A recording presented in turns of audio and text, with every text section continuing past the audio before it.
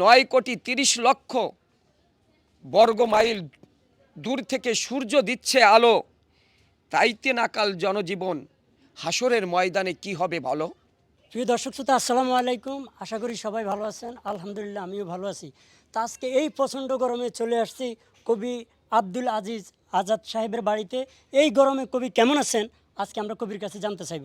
আসসালামু আলাইকুম। ওয়ালাইকুম আসসালাম ওয়া রাহমাতুল্লাহি ওয়া বারাকাতুহু। কেমন আছেন? আলহামদুলিল্লাহ, আল্লাহ পাক ভালো রেখেছে। চারদিকে এত গরম, প্রচণ্ড গরম, গরম নিয়ে কতজন কত কী করতেছে, তাই না? তা আপনি এই গরমের জন্য আসলে আমাদের দর্শকদের কী মানে দিচ্ছেন, এটা আপনার কাছে আমরা শুনতে চাচ্ছি। আসলে কি, সর্বপ্রথম এই গরমে দর্শকের কাছে দিতে চাইবো সর্বপ্রথম আল্লাহর কাছে পানা চাওয়া, আল্লাহর কাছে ক্ষমা চাওয়া যে এই গরমের হাত থেকে যেন আল্লাহ তাআলা আমাদেরকে রক্ষা করে। বিসমিল্লাহির রহমানির রহিম। আমার এই কবিতার নাম তীব্র গরমে নাকাল মানুষ। তীব্র গরমে নাকাল এখন দেশের জনপদ, অসহায় আজ মানুষ চলতে পারছে না আর পথ। সূর্য যেন ক্ষিপ্ত এখন দেখাতে তার আসল রূপ, আবহাওয়ার পূর্বাভাস বলছে গরম আরও হতে পারে খুব। ভেঙে পড়েছে ওই জনপদ, দিনমজুরি যারা, প্রকৃতির কাছে অসহায় আজ কাজ করতে পারছে না, কি খাবে তারা? দিন আনে দিন খায় দিনমজুরি বলে, একদিন কাজ না করতে পারলে সংসারের চাকা তাদের না আর চলে।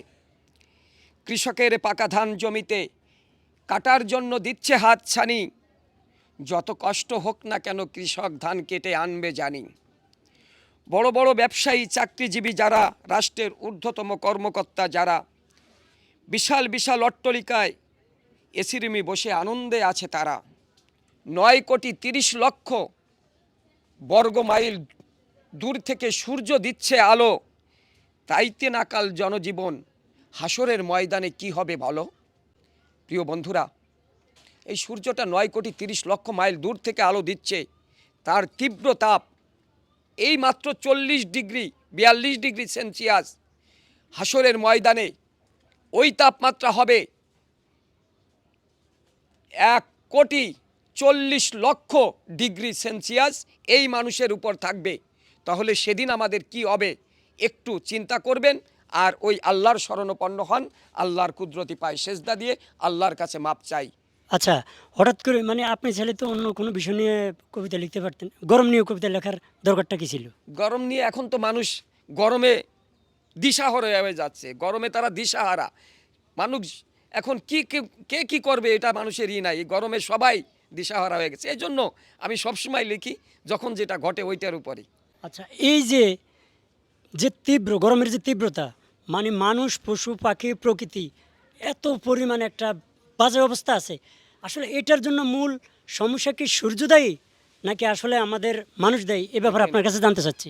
আসলে আমি তো অত কিছু বলতে পারবো না, তবে একটা কথা বলবো, সেটা হলো কি, মানুষ যখন পাপ করতে করতে চরমে পৌঁছায় যাবে, মানুষ যখন আল্লাহকে ভুলে যাবে, তখন আল্লাহ তাআলা ওই জাতির উপর আসমান থেকে গজব নাজিল করে দেয়। দেখেন আজকে আলেম সমাজের দিকে একটু তাকান, একজন আলেম টিকটক হয়ে গেছে, ওমর ফারুক। এটা কি গোটা মুসলিম জাতির জন্য কলঙ্ক, এটা মুসলিম জাতির জন্য কলঙ্ক। আমি তার উদ্দেশ্যে বলবো, এই ভিডিওটা যদি তার কাছে যায় তাহলে আমি তাকে বলবো, আপনি ফিরে আসেন আপনার জায়গায়। আল্লাহ তওবাকারীকে পছন্দ করে, আপনি তওবা করে আল্লাহর কাছে ফিরে আসে আপনার আগের জায়গায় ফিরে যান। ওকে, যাই হোক প্রিয় দর্শক, আমাদের কবি সাহেব অনর্গল ওনার কবিতা দিয়ে যাচ্ছে আপনাদের জন্য। ওনার জন্য মন থেকে দোয়া করবেন, উনি যেন আপনাদের জন্য নিত্য নতুন কবিতা নিয়ে আসতে পারে, উনি যেন আমাদের মাঝে সবসময় সুস্থ থেকে ভালো ভালো কিছু আমাদের উপহার দিতে পারে। তো দেখা হবে অন্য ভিডিওতে, সবাই ভালো থাকবেন। আসসালামু আলাইকুম।